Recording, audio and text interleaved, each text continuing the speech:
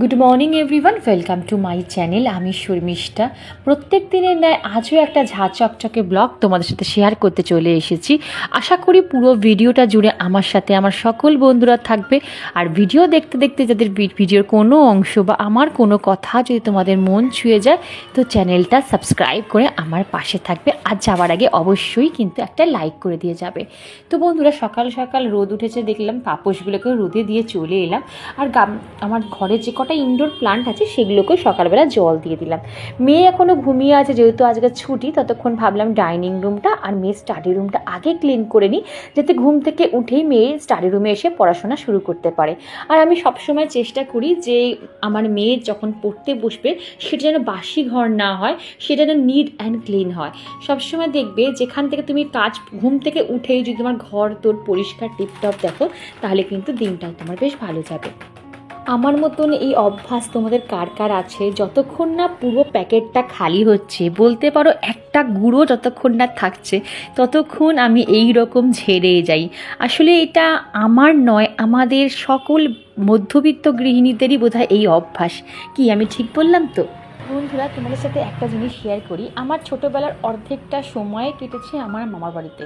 তো আমি আমার দিদামাকে দেখতাম যে ভাতের একটা দানা কোনো দিনও নষ্ট হতে দেয়নি। ইভেন যদি ভাতের দানার নিচে পড়ে থাকতো, সেই দানা কুড়িয়ে সে খেয়েছে। আমরা যখন ছোটোবেলায় ভাত খেয়ে উঠতাম, তো দিদামা আমাদের বলতো, যাও আগে বাথরুমে যাও, হাত পা ভালো করে ধোবে আর ড্রেস চেঞ্জ করে তবে খাটে উঠবে। যদি ড্রেস চেঞ্জ করে না খাটে ওঠো, তাহলে কিন্তু এঁঠো জামা কাপড় পরে যদি শো, তাহলে কিন্তু ভূতের স্বপ্ন দেখবে। তারপরে আস্তে আস্তে দিদামা বলতো যে সংসারে হচ্ছে এঁঠো কাটা হচ্ছে চণ্ডাল, ঠিক আছে? তো এই সব জিনিসগুলো না এখনও আমার মধ্যে রয়ে গেছে। এখনও এই অভ্যাসগুলো আমি ফলো আপ করার চেষ্টা করি। রাতে শোয়ার আগে ড্রেস চেঞ্জ করে শুই। আর সেই শিক্ষাটাই আমি আমার মেয়েকে দিতে চাই।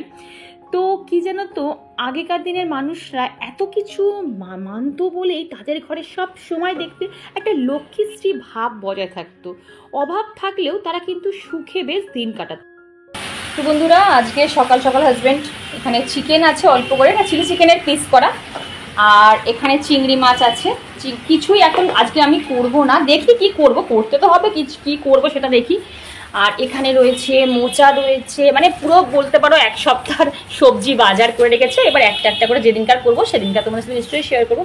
থোর রয়েছে, কাঁকরোল, এটা বোধহয় কাঁকরোল রয়েছে, গাঠি কচু রয়েছে, এখানে চিচিঙ্গা রয়েছে, লাউ রয়েছে, উচ্ছে, কুমড়ো আর পটল, অনেক সবজি আছে। আর সবচেয়ে চাপের সবজি হচ্ছে এটা আগের দিন রাতে না ছাড়িয়ে রাখলে না পরের দিন করাটা খুব চাপের হয়ে যায়। তো চলো বন্ধুরা, দেখি আজকে আমি কি করি, অবশ্যই তোমাদের সাথে তারপরে আমি শেয়ার করবো। তো চলো আগে আমি শুরু করে দিই কাজবাজগুলো। যে বন্ধুরা, এখন আমি মোচা কাটতে বসে গেছি। অন্য কাজ থাক, বাট মোচাটা আগে কেটে রাখলে মাথা থেকে অনেকটা হেডেক নামবে। তোমরা জানো যে মোচা কেটে রান্না করাটা মোটামুটি অনেকটা সময় সাপেক্ষ ব্যাপার। আর সত্যি কথা বলতে গেলে এগুলো খাওয়া প্রচণ্ড পরিমাণে হেলদি, কিন্তু বলতে পারো আজকালকার দিনে সময়ের অভাবে বলো, কাজের অভাবে কিন্তু আমরা এগুলো খাওয়া মোটামুটি তুলেই দিয়েছি। বাট আমি কিন্তু করার চেষ্টা করি বন্ধুরা। তো যাই হোক, আমার এখানে দেখো মোচাটা কাটা হয়ে গেছে। আর এখানে আমি ফ্রিজ থেকে যে মশলাপাতি আছে বা কিছু আর এক্সট্রা যদি কিছু করি, তো সেগুলো নামিয়ে রেখে দিই। তারপরে দেখি ধীরে সুস্থে ভাববো যে কোনটা কি করব না করব। অবশ্যই তোমাদের সাথে সব আমি শেয়ার করব। আর এদিকে দেখো, আমার মেয়ে কিন্তু ঘুম থেকে উঠে গেছে। আর তোমরা দেখতেই পেলে ওকে ছাতু কমপ্লেনও খাওয়ানো হয়ে গেছে। ও সোমবার হোক কি মঙ্গলবার হোক কি শনিবার রবিবার যে কোনো দিন, ও কিন্তু ঘুম থেকে তুমি যদি এক থালা লুচি বা পরোটা করে দাও, ও কিন্তু হাড়গিজ খাবে না। ওর এই বরাদ্দ ছাতু আর কমপ্লেন। আর আমি চলে এলাম বেডরুমটা ক্লিন করতে। আগের দিন কিন্তু ভালো পরিমাণে বৃষ্টি হয়েছে, আজকে সকাল থেকে কিন্তু আমাদের এখানে ওয়েদার পুরো পরিষ্কার। তো ভাবলাম না আর রিস্ক নিয়ে লাভ নেই, আমি আজকে চাদরটা কেচেই দিই। আর দেখো চাদর কাচা হয়ে যাওয়ার পর ভালো করে আমি কিন্তু খাটটা একটু ক্লিন করে নিলাম। আর নতুন একটা চাদরও পেতে নিলাম। নতুন মানে কি, মানে ডেলিভারি চাদর পেতে নিলাম। আর আমি চাদর পাতার সময় না দুটো কর্নার ভালো করে গিট মেরে আমি গদির নিচে মানে ঢুকিয়ে দিই, যাতে চাদরগুলো না বেরিয়ে না চলে আসে। দেখো এইভাবে যদি গিট মেরে চারদিকটা আটকে দাও, তাহলে কিন্তু দেখবেন তোমার চাদর স্লিপ খেয়ে নিচের দিকে নেমে যাবে না। আর আমি অল টাইম মাদুর পেতে রাখি, শুধু শোবার আগে আমি মাদুরটা তুলে তারপরে শুই, তাহলে আমার বিছানার চাদর না অনেকটা পরিমাণে নোংরা কম হয় বন্ধুরা। সবাই তো আর পা মুছে খাটে ওঠে না, তো ওই জন্য আমি সবসময় মাদুর পেতে দিই। যা খুশি মাদুরের ওপর কর, কিচ্ছু নেই, মাদুরটা যখন শুতে যাই ভালো করে ঝেড়ে তারপরে শুতে যাই। তো দেখো আমি চাল বার করার সময় 3 বার কিন্তু চাল আবার সেই আমার চালের ড্রামে ঢেলে রাখি। এটা আমি মা শাশুড়ি মার থেকে দেখেছি, তাই আমি করার চেষ্টা করি। আর আজকে আমি করবো বন্ধুরা অরহর ডাল, যেহেতু হাজব্যান্ডের মুসুর ডাল খাওয়া বারণ, ওই জন্য মুসুর ডালটা মোটামুটি এখন হয় না বললেই চলে, হয় অরহর ডাল, নাহলে মুগের ডাল, নাহলে মটর ডাল, এইরকম ঘুরিয়ে ফিরিয়ে করি। আর অরহর ডালটা দেখলাম এত পরিমাণে নোংরা, মানে কালো কালো পাথরে না ভর্তি, ভালো করে আগে বাছলাম ধুলাম, তারপরে অরহর ডালটা করলাম। আর এখন এখানে আমি মোচাটা সেদ্ধ করতে বসিয়ে দিয়েছি, মোচা সেদ্ধ করার পর আমি ডালটা সেদ্ধ করে নেবো। বন্ধুরা তোমাদের সাথে আর একটা জিনিস শেয়ার করি, সেটা হচ্ছে সংসারের লক্ষ্মীশ্রী বজায় রাখার জন্য যা যা করার দরকার আমাদের সব কিছুই মানা উচিত বা করা উচিত, কিন্তু মাত্রা অতিরিক্ত মানতে মানতে ম্যানিয়াগ্রস্ত যেন না হয়ে পড়ো, সেই দিকটাও কিন্তু খেয়াল রাখবে। সব কিছু করা ভালো, কিন্তু অতিরিক্ত কোনো কিছুই কিন্তু ভালো না, তাহলে পরিবারের যে তোমার আদার্স মানুষরা আছে না, তারা কিন্তু মানার পরিবর্তে তিতিবিরক্তি হয়ে যাবে, তারা কিন্তু দেখবে আর কোনো কিছুই তোমার কথা প্রায়োরিটি দেবে না। আশা করছি তোমরা আমার কথা বুঝতে পেরেছো। আর এখানে দেখো আমি অরহর ডালটাকে সেদ্ধই বসিয়ে দিলাম, আর ওখানে আমি কড়াইতে ফোড়ন দিয়ে দিয়েছি সর্ষে, শুকনো লঙ্কা, আর ওখানে আমি চিচিঙ্গা ভাজা করছি। আর চিচিঙ্গা ভাজাটা মোটামুটি হয়ে গেছে অফ ক্যামেরা। নামানোর আগে একটুখানি পোস্ত ছড়িয়ে, অল্প একদম বলতে গেলে ছড়িয়ে, আমি কিন্তু চিচিঙ্গাটাকে নামিয়ে নিলাম। বন্ধুরা তোমরা বিশ্বাস করবে কি না জানি না, আমি একটু কম কম করেই রান্না করার চেষ্টা করি, একটু কম হলে কোনো ক্ষতি নেই, চেষ্টা করি বন্ধুরা যাতে অপচয় না হয়। অনেক কষ্ট করে কিন্তু একটা মানুষ উপার্জন করে। আর এখানে দেখো চিংড়ি মাছটা ভাগ করতে বসিয়েছি, ভাবলাম যে না এত চিংড়ি মাছ একসাথে করে লাভ নেই, আজকে মোচা চিংড়ি করি, কালকে লাউ দিয়ে হোক বা কালকে পটল আলু দিয়ে হোক, আর একটা দিন কিন্তু আমার হয়ে যাবে। বিশ্বাস করো আমি এইভাবেই, আজকে যে চেষ্টা হতো না, আমি কিন্তু পুরো চিংড়ি মাছটাই যে করে নিতে পারতাম, ভাবলাম যে না কোনো দরকার নেই, যখন রয়েছে থাকুক, যদি আমার আর একটা দিন এক্সট্রা যায় তো যাক না, তো ওইটাকে কিন্তু আমি আলাদা করে আবার ফ্রিজে রেখে দিলাম। ওটা একদিন পর হয়তো আমি পটল দিয়ে আলু দিয়েও ঝোল করে দিতে পারি বা লাউর তরকারিতেও দিয়ে দিতে পারি। তো যাই হোক বন্ধুরা, তোমাদের সাথে আমি সব কিছু শেয়ার করার চেষ্টা করি, আমি আমার সাংসারিক লাইফে যা যা করি সেইগুলোই তোমাদের সাথে শেয়ার করি, যাতে নতুন যারা গৃহিণী আছো তোমরা অনেকে অনেক কিছু জিজ্ঞাসা করো, যাতে তোমাদের সুবিধা হয় বুঝতে। তো আর এখানে দেখো চিলি চিকেন করব, তার জন্য আমি সব রকম মেটেরিয়ালস মানে যা যা লাগে সব তৈরি করে নিলাম। আমি এর মধ্যে জানো হলুদ দিয়েছি, কাশ্মীরি মির্চ দিয়েছি, তোমার চিলি ফ্লেক্স দিয়েছি, গোলমরিচ দিয়েছি, আর রসুন বাটা, আর হচ্ছে ভিনিগার, এই দিয়ে আমি ম্যারিনেট করে রেখে দিলাম।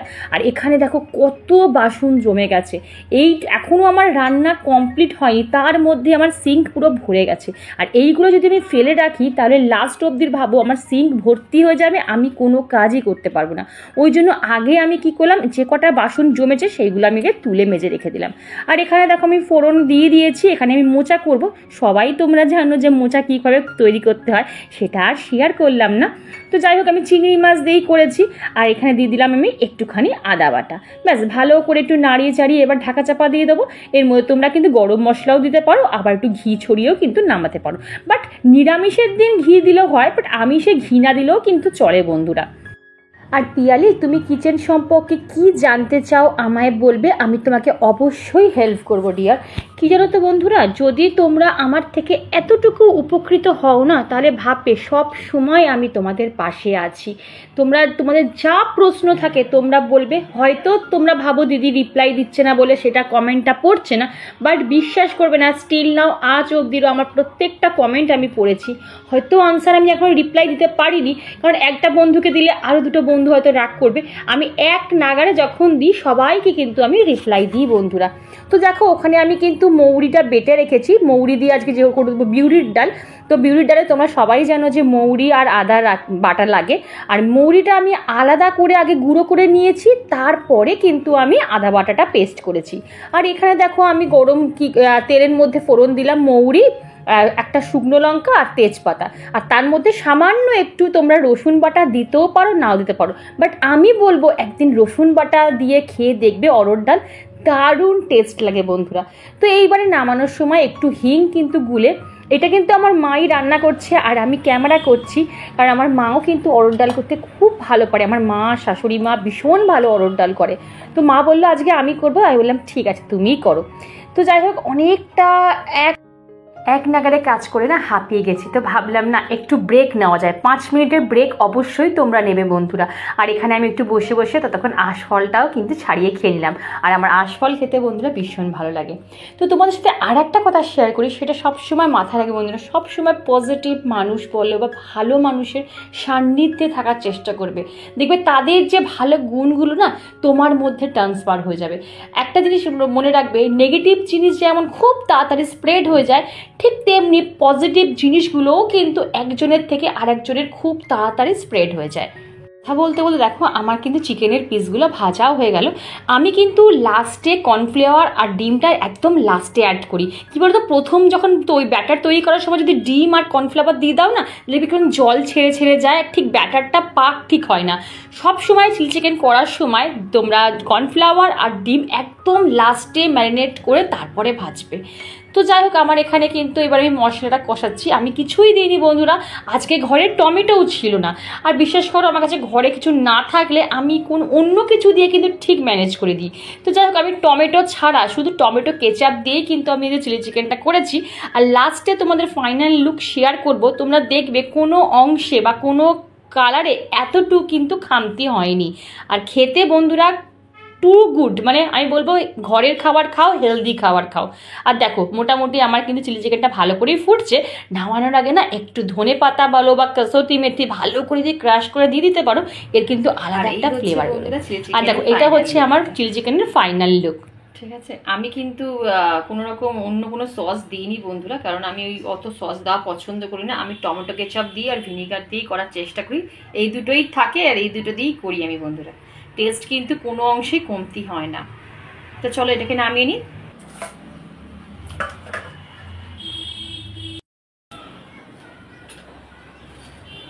দেখো মা,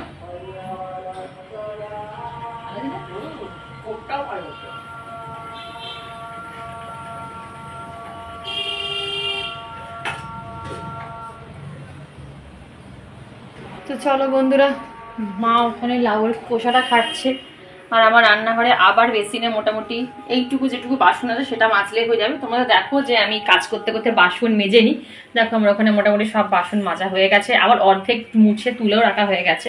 আর গ্যাসের অবস্থা দেখো, চিলি চিকেন করলে না এই অবস্থায় গ্যাসটা কি অবস্থা দেখবে, একদম 10 মিনিটে আমি পুরো চকাচক করে দেবো পরিষ্কার করে। তো চলো বন্ধুরা, অফ ক্যামেরায় আমি কাজটা করে নিই, তারপর তোমাদের সাথে আবার আমি শেয়ার করছি। এদিকে আমার বাসন টাসনগুলো মাজা হয়ে গেল। তো এইবারে শুধু গ্যাস ওভেনটা পরিষ্কার করবো, রান্নাঘরটা পরিষ্কার করলেই আমার হয়ে যাবে বন্ধুরা। আর ওদিকে মাকে বললাম, মা দেখো চিলি চিকেনটা কি সুন্দর দেখতে হয়েছে। মাও বলল যেমন গন্ধ তেমন তার কালার, পুরো দোকানের মতন দেখতে হয়েছে। কিন্তু মা চিলি চিকেন কেন, চিকেনের কোনো আইটেমই কিন্তু মা খায় না। তো চলো বন্ধুরা, এবার লাঞ্চ মেনুটা তোমাদের সাথে শেয়ার করি।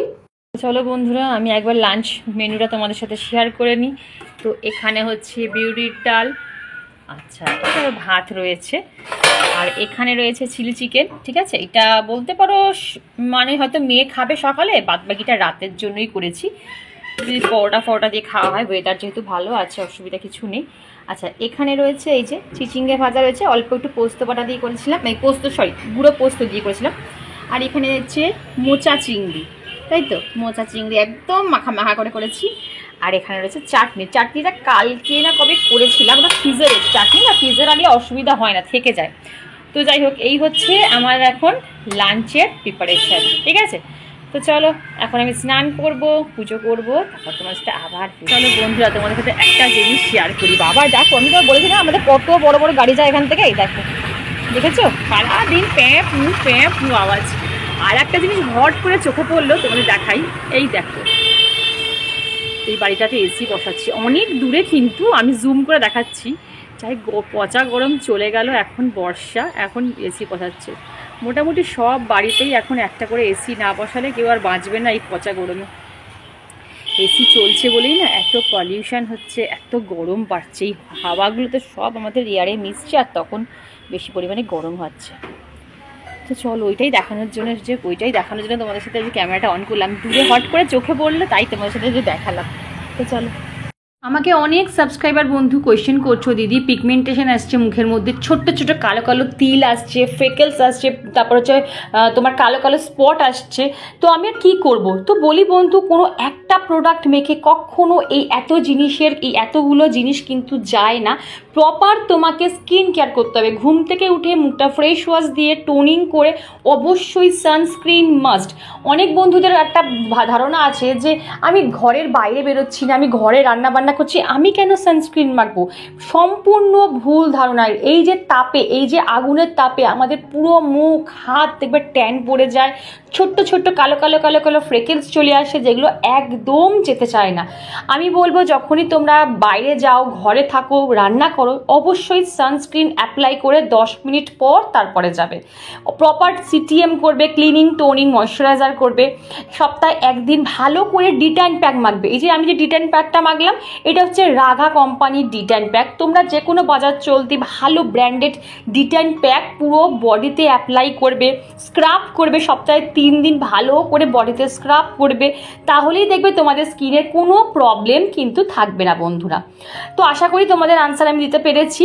আর বাজার চলতি কিন্তু অনেক পিগমেন্টেশন ক্রিম আছে, ভালো করে দেখে শুনে তারপরে একটা অ্যাপ্লাই করবে, অবশ্যই নাইট টাইমে, মানে শুতে যাওয়ার আগে। তো চলো বন্ধুরা, ব্লগটা আর বেশি বড় করছি না, এইটুকুই রাখছি। তারপর আর কিছু শেয়ার করতে পারিনি। ব্লগের কোনো অংশ যদি ভালো লাগে তো চ্যানেলটা সাবস্ক্রাইব করে পাশে থেকো, লাইক করো, শেয়ার করো, কমেন্ট করো। আজকে একদম ছোট্ট কম্প্যাক্ট ব্লগ রাখার চেষ্টা করেছি। তো আজকে এইটুকুই, আবার কাল দেখা হবে নতুন একটা ইন্টারেস্টিং ব্লগ নিয়ে। সবাই খুব খুব ভালো থেকো, টাটা।